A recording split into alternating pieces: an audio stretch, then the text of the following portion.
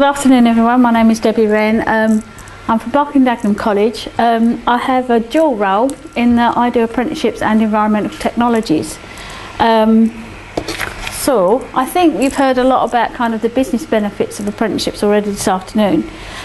So I won't sort of dwell on that too much. What I will talk about is the ways that you can hire an apprentice. Okay, a little bit about the college, in that we've been training 700 apprentices annually for a number of years. That actually 2011-12 marks our 50th anniversary. We are an established and a trusted supplier in the area, and we work with a number of different organisations and businesses, sort of London, Pan-London, Essex, Kent, all different shapes and sizes, all different sectors and industries. We are a business ourselves, we employ over 500 people, and we have an annual turnover of £30.6 million. We have a couple of different locations, one in London Road, Romford, which is our motor vehicle motorsports facility, as well as our main campus at Rush Green, where we have lots of different industry standard facilities. Okay, so just some nice pictures for you to look at in terms of our industry standards facilities. There's a lot in terms of construction, electrical, plastering, brickwork, carpentry and joinery, plumbing, workshops, as well as we have our own kitchens and our own on-strike bistro, and also we train all of the Morrison's bakery apprentices as well at our campus. So lots of painting and decorating. Now a lot of these shots are from the Skill Build and Skill ME regional heats that are held annually at the college, 2 years now in a row, and obviously they look to us to do it again this coming May. Well, of course we've said yes. Okay, and this is the latest acquisition, which is the motor vehicle and the automotive engineering technology facility on London Road. So it's in the heart of the kind of car dealerships locally as well.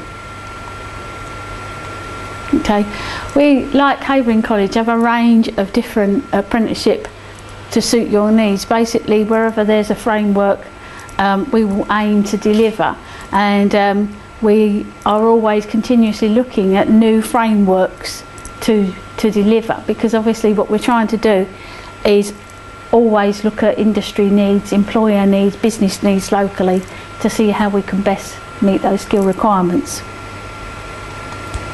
So we have two different ways that you can hire your apprentice available from Barking College. One is the traditional route, which means that they're your employee, they're employed by you and trained by us.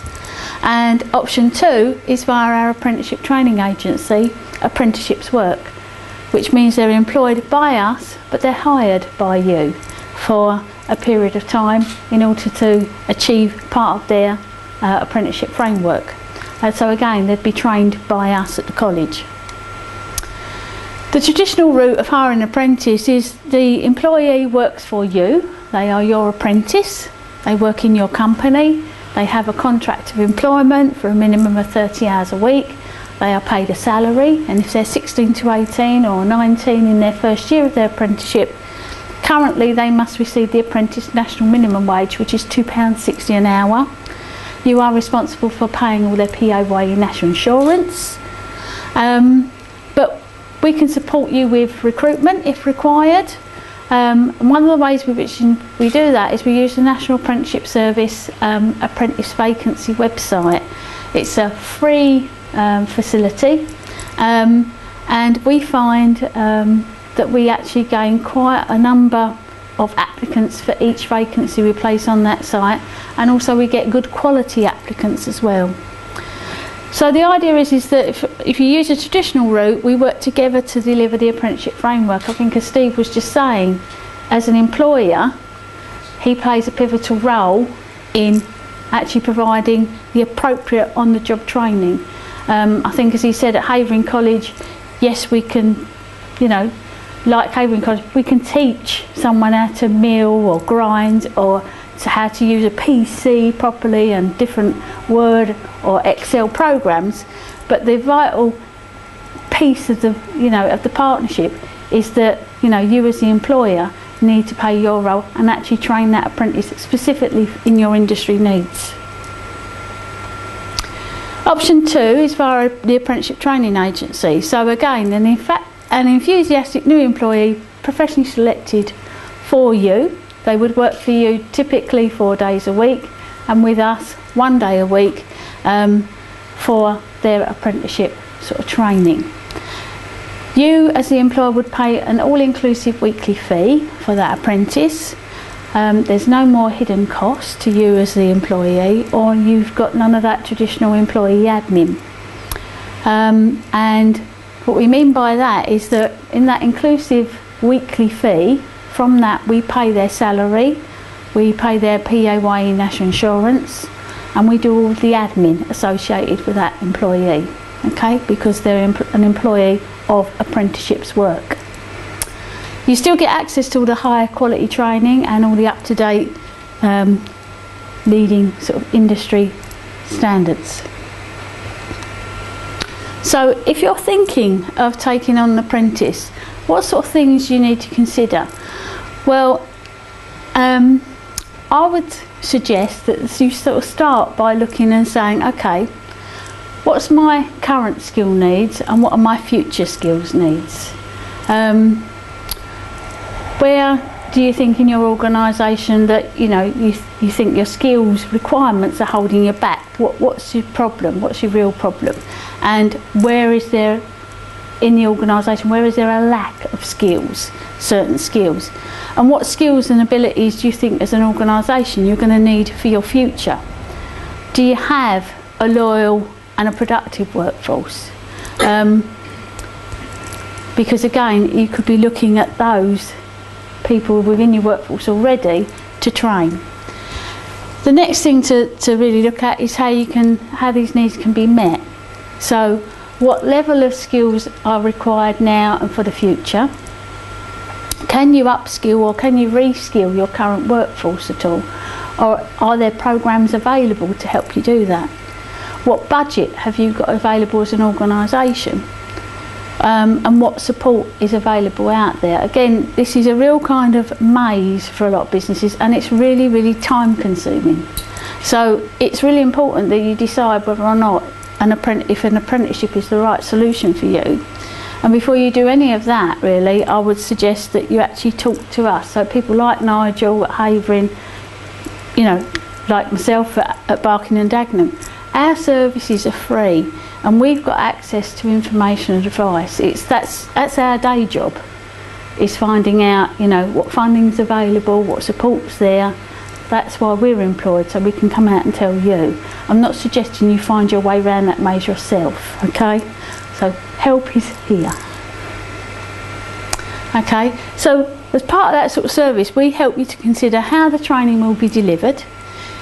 Because I think it's been mentioned already by Nigel and by Steve, it's a three-way partnership between the apprentice themselves, you as the employer, and us as training provider.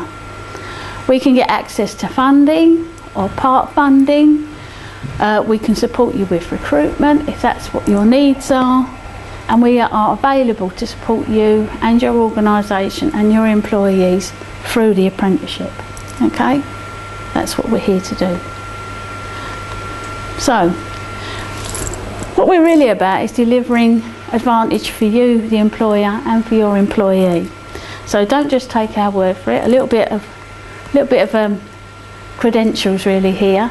Alliance Facilities, a company that offer general maintenance services in London and Essex. We've been a client with the college for around 5 years. Something they had to say about their apprentices. And people like Morrison's, who I've mentioned already. The quality of the training is excellent. They are the UK's 4th largest food retailer. They've been a client of ours just 4 years, since 2007, and we basically have tailor-made the course for Morrison's. And Graham White, Castle Point Gas and Heating Company in Essex, we've been working with for about 15 years, a real long time. And again, it just sort of shows the strength of the partnership between the college and the local businesses. We too have award-winning apprentices at Barking and Dagenham College, Adam O'Keefe was Apprentice of the Year in 2010 and also was a gold medal winner in the Skill Build at 2010. And again, it's Jamie Rodwell, one of our plastering apprentices, bringing home a gold medal too. Okay, so that's who I am. I'm helping you to reap some solid return on your investment. It's Debbie Wren, Apprenticeship and Environmental Technologies Manager.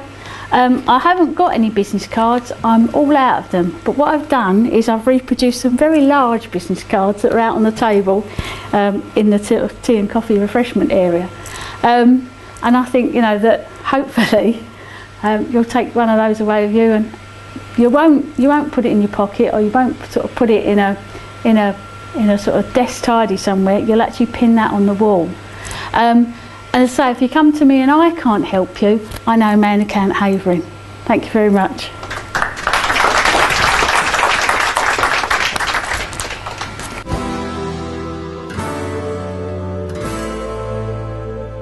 Typically, when a company makes the decision that they want to hire an apprentice and we call you, how long is it normally before you find us the right fit? Do you select people, or do we get to interview several people that you suggested? How does it work next? It basically depends on your needs. Okay, so if your needs are immediate, we do have access to, obviously, to our full-time college students. Okay. Who often, you know, come over to the apprenticeship team and say, you know, I'm looking for an apprenticeship. Right. We get numerous inquiries all the time. We're constantly building up banks of CVs of people, and you know, the other thing is that if you do have a job spec and a job description, we can put that up on the National Apprenticeship Service website immediately, and you know that then goes out, and we can select a closing date. You know, we can select a closing date of 3 days. So it would be advertised as if it were an ordinary job without going through the program, based on the same sort of structure. Go on a website and you would get replies, and then do you narrow that group of responses down, or would we have to? Okay, again, it's completely, you know, up for negotiation. If you want to see all of the applications, you can. Yes. If you then say, no, actually, I only want to see those who absolutely fit the criteria, we can do that. Okay. But what we'll do is we'll report and tell you anything that we've got in terms of the National Apprenticeship Service responses. We will tell you what response we've got and leave that decision to you. Okay. I mean, because it depends on the resource you've got available, the time you've got available. If you want us to do that sort of shortlisting and the selection, we will do that. Okay. You know, it's completely flexible. And is there a fee to the employer for doing that? Okay, no, good. None at all. Okay. No. Great. No. So you could be looking at 2-3 months maybe before you find prospects? Yeah, it could be a couple of weeks. Oh, okay. Yeah. Very good. Thank you. So it's Thanks very much. If you contact us, the idea is that we try to get out to you within the next sort of 24, 48 hours. Okay.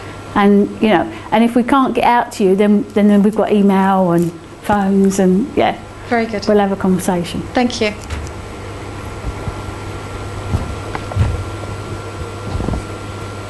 I think it's a wonderful presentation, especially the two models you've described. The one which has training in-house, out of 5 days a week, 1 day, you would train the person, apprentice. Did I understand right? If you go through Apprenticeship Works, they are an employee of Apprenticeship Works, and they would be with you for 4 days, typically, and with us for 1 day. On that 1 day, the training has to be specific for the particular role assigned to the apprentice.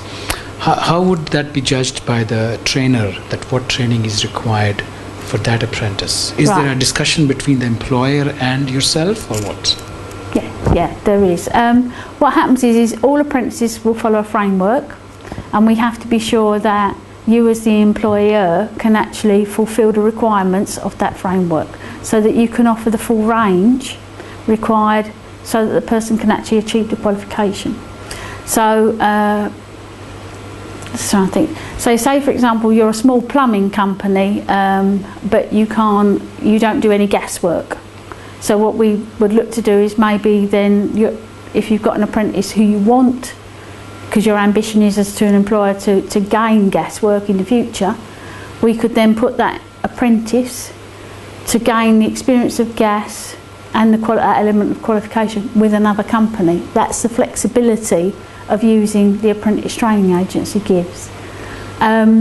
So yeah, there's constant dialogue. As I said, it's a three-way partnership, and that three-way partnership is the same whether it's via the traditional route where you employ the apprentice, or whether it's through the apprenticeship training agency apprenticeship work. The apprentice hired by the employer but trained by yourself, whom does that apprentice report to for accountability of targets achievement? Is he responsible to actually the company CEO or to yourself? So I don't quite... The apprentice which is hired by the agency or by employer, yeah, or trained by yourself and you control the person, that person has to be accountable and responsible to the company. Yeah, it's to say, it's a three-way partnership. So they're your employee, but we are delivering a service to you in terms of that training. So it's no different to the sort of, the relationship's been described by Steve and Havering College. It's I think maybe by saying trained by us, what I mean is we actually give the theory and the underpinning knowledge. Okay, what you would do as the employer would actually say, here in my company, this is the way we do it here.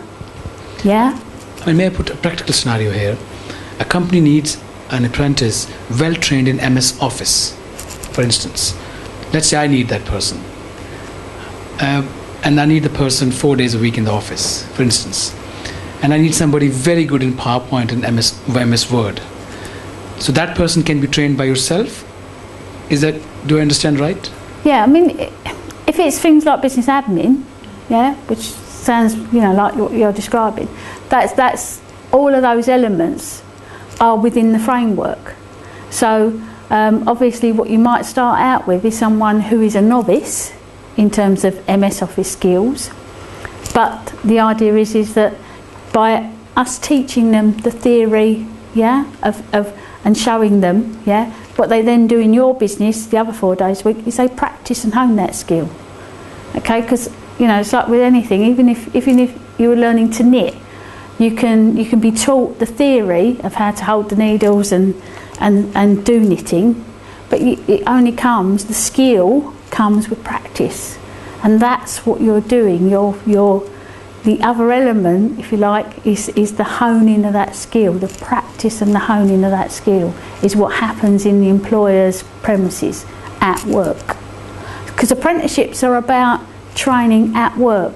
And I think when Steve was talking about some of the problems and difficulties, you've got people who apply for jobs, yeah, and others who want a career. And there's a subtle difference. And that's the difference between as well, you might think, okay, if I want to hone my MS Office skills, I could go and do a college course and do that. Yes, you could. Because when you do an apprenticeship, you're actually doing a lot of different elements as well. You're not just you're doing a knowledge-based element of a qualification, which is the bit that's taught to you. You're doing the competency-based, which is a bit where you practice and you hone the skills. But then you've got other elements such as employment rights and responsibilities, you've got personal learning thinking skills, you've got functional skills. In an apprenticeship framework, what the output really of all of that is you're trying to deliver a fully rounded, fully qualified, really skilled employee. Yeah? Thank you. Debbie and everybody. Thank you.